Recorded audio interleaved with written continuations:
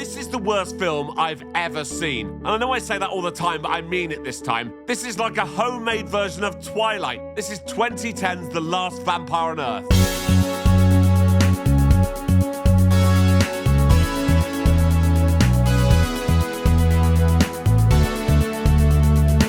I'm Jay Harangue and I've wasted hours of my life watching terrible films. You should subscribe. Okay, so we start with these two emo kids hanging around outside this college. They're laughing because this kid with the awful genes doesn't have a tan. This is Chloe and she's the main character. Hi. And oh yeah, Chloe has a secret. She's got AIDS. I'm sorry? Yeah, more on that later. I won't be playing many clips from this film because the audio is so bad you won't be able to hear what's being said. You also can't see what this professor's writing on the whiteboard because of the terrible lighting. But I'll tell you, it says Dracula. Today is the day we start delving into Bram Stoker's Dracula. Instead of just reading and studying the book, they're going to be performing it as a school play. So the professor chooses which students to play which parts. Chloe is chosen to play Mina, and Dracula will be played by this guy, Aurelius. Chloe's really pleased with her part and tells her friend, whose name is irrelevant, all about it. Cut to Aurelius on his way home from school. He approaches this guy, Wayne, who drives this bloodmobile. He's like, sell me some of your blood. If you're not gonna donate, get out of my face. I'm very serious, Wayne. Okay, Aurelius. You're speaking my language. How much do you want? Wow, that was fast. Aurelius tells him he wants 5 gallons delivered to his house. The next day at school, Aurelius bumps into Chloe before class. Sorry. Later in class, we're treated to this random guy reading his lines out for ages. After class, Chloe bumps into Aurelius in the library. Hey, Aurelius, right? What's your name again? Chloe. So, what do you think about lit class? The professor's a bit crazy, I think. I agree. I noticed we have a couple scenes together. Do you want to get together sometime and go over them? Sure. Put your number in my phone. I'll text you when I'm available. As Chloe walks off, Aurelius does this. It's like he's growling at her, and he does this every time she walks off. After school, Chloe needs to get her blood tested. And this is the last nurse I'd want putting a needle in my arm. Her head is shaking all over the place. Shake, shake, shake, shake, shake, yeah. The next day, Chloe and Aurelius meet to go over their lines. Are you ready to try this? I suppose so.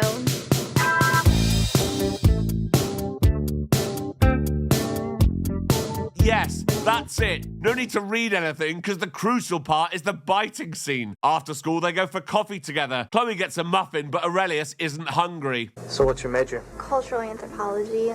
That's cool. What are you majoring in?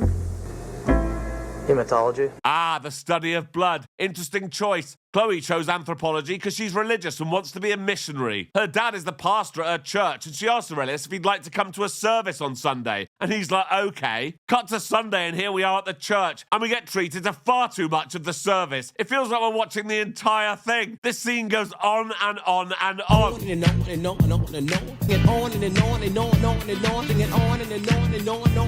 After the service, Chloe introduces Aurelius to her dad. Pleasure to meet you. How did you like the service? It was very nice, sir. I enjoyed it a lot. Please call me Melvin. Okay, sir. I mean, Melvin.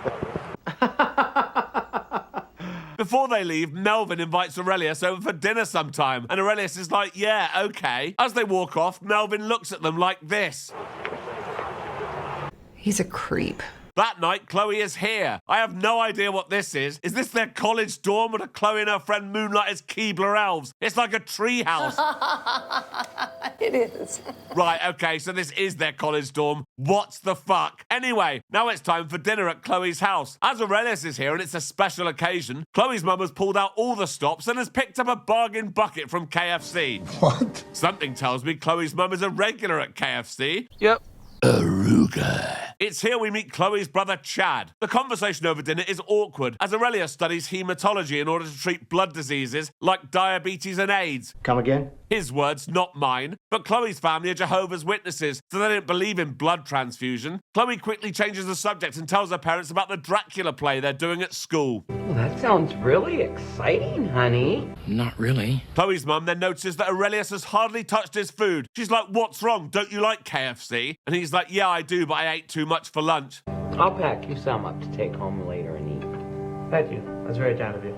But on the way back, we see him pull over and spit it all out. The next day, Aurelius bumps into Chloe at this park and they start talking. The conversation is pointless and boring, but it's here we first realise that the actress who plays Chloe is incapable of remembering her lines, as it's obvious that someone is holding them up for her to read above Aurelius's head. I'd say you're doing a pretty fine job so far.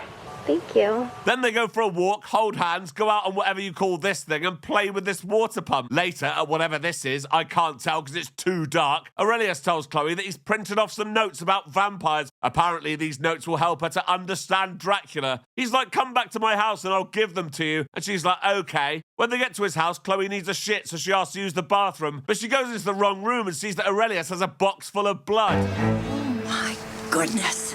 When she's finished, she goes downstairs and Aurelius gives her the notes. Oh, hey, these look really interesting. Back at Chloe's treehouse, she reads the notes and has finally put 2 and 2 together. That's right, Aurelius is a vampire. Yes, of course. Now things are beginning to make sense. Yes, he's pale, he doesn't eat food, he studies hematology, and he has a box full of blood in his house. So the next day at school, she confronts him. The colors of blood in your house.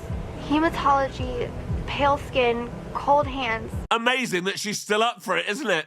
Yes. Why would you want me to know this? I feel this magnetism to you that I can't explain. You're a Say it. vampire. Does that bother you? You afraid of me now? It makes me admire you more. What? Well, that's what it says on the cards above his head. Anyway, so now they're in love. It turns out that Aurelius is over 2,000 years old. Chloe's like, did you know Jesus? I heard him speak a couple of times. He was a great man. Okay, no idea where to start with that. This is shit. I think this film would have been better if Aurelius was just some sad emo who realised his only chance of getting laid was to convince this innocent, naive church girl at school that he was a vampire just so he could say he'd met Jesus. True. But anyway, that's not what's happening. The next day, Chloe is really sick because the AIDS seem to be getting worse. But of course you know, there's still no cure. So after a week off sick, Chloe's back at school and she's talking to Aurelius and her friend whose name is irrelevant about the play. They're pretty excited and it's not long left till the performance. And here we are at rehearsal. We'll start with the biting scene. Very good. Is it? No. I can't believe the focus on this scene. You could drag anyone off the streets to do it. But whatever, that's the most important scene. At an unspecified time later, Chloe gets a call from her dad asking if Aurelius wants to come over for dinner again. So she asks Aurelius and he's like, yeah, that's fine. Just make sure they don't find out that I'm a vampire. Oh, look what's for dinner. I'm guessing Chloe's mum got this bucket with her loyalty points. Aruga. Chloe hasn't told her family she has AIDS, and they're starting to worry because she's taken a few days off school recently. Chloe's like, I'm fine, I can look after myself. It's all getting a bit much, so Aurelius changes the subject. So how about this weather? It's beautiful out. Brilliant. Then he suggests playing football out in the yard after dinner. I don't see why not. Chad, are you in? Okay. Now, remember that scene from Twilight where Bella plays baseball with the vampires?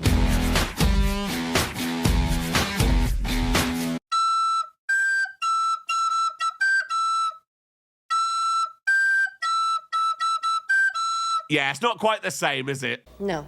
After that, Aurelius needs to throw up his KFC. Chloe goes in and sees him, and she's like, oh, I'm sorry, I forgot the vampires can't eat food. And oh no, Chad has overheard. When Aurelius gets home, he's going to need to drink some blood. So he grabs a bag from the fridge. It takes him ages to open the packet and pour it.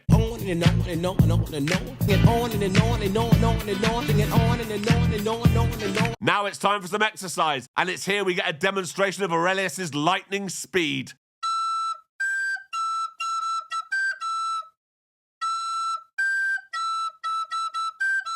This is shit. Anyway, Chloe's found a mark on her back and goes to the doctor. The doctor's like, oh no, this is really serious, blah, blah, blah. Back at home, Chad has something he needs to tell his parents about Aurelius. Well, son, sit down and tell us. I heard Chloe say that he's a vampire. Now, while most parents would probably just laugh off their 9-year-old son telling them that their daughter's new boyfriend is a vampire. This is outrageous. I'm going to get to the bottom of this. What? That's right, Melvin has just accepted that Aurelius is a creature of the night. He calls Chloe and tells her he's coming to pick her up from her treehouse, then calls someone called Gary. Hi, Gary. It's Melvin. Can you meet me at the church in 30 minutes? Okay, see you then. Now, I'd expect this conversation to go pretty badly for Melvin, with Gary saying, sorry, what? Your daughter's boyfriend's a vampire, is he? And you know this how? Because your 9-year-old son Chad told you? You need help, Melvin. But apparently that's not how it goes. When Melvin gets to the treehouse, he's like, Chloe, is Aurelius a vampire? And instead of saying, Dad, what the fuck? Are you mental? She's like, yes, he is, but he's a good one. Please don't do anything. And Melvin leaves. Later, Chloe tries to call Aurelius, but he doesn't answer. So she leaves a message saying, oh, hi, Aurelius. Hope you're okay. Just to say my dad knows you're a vampire. Speak later. Bye. But when he doesn't call back, she starts hunting him down. But there's no sign of him anywhere. So she decides to see if he's at her dad's church. Why? No idea, but that's where she's looking for him. And oh, God, here he is. Chloe's dad has somehow, with the help of a group of weird middle-aged church people, managed to capture Aurelius and tie him to this tree. Where was his lightning speed? Or was this woman Janet just too quick for him? Melvin's plan is to set fire to Aurelius and burn him alive in front of his wife, who's already got dibs on the thighs, and his 9-year-old son. Are you with me? Yeah! Let's light the fires! Fire! Then this happens. Stop or I'll shoot. He doesn't want to hurt us. He wants to help find a cure for diseases like AIDS. That's right. I have AIDS and it's advancing very quickly. What? Well, this is going to haunt Chad for the rest of his life, isn't it? Not only have his parents got their mates to tie up his sister's boyfriend and set fire to him, but his sister's shown up with a gun and told them all she's got AIDS. What kind of Christian spirit is this? I'm not playing around. Clearly not. You've just shot a random guy. So they untie Aurelius and he takes Chloe back to his house. Unsurprisingly, Aurelius has some questions about the AIDS. How did you get it anyway? And she's like, oh, I had a gangbang with my school football team and some of them were heroin addicts. This makes me so angry. She's like, look, if you bite me, I'll be immortal and we can live together forever. Won't you please do this for me? Cut to the Dracula performance, and it's time for the only scene that matters. You 100% sure? And that's the end of the film. So until next time. Thank you for watching this video. Please like and subscribe. And please consider joining my Patreon. There's a link in the description. Thank you.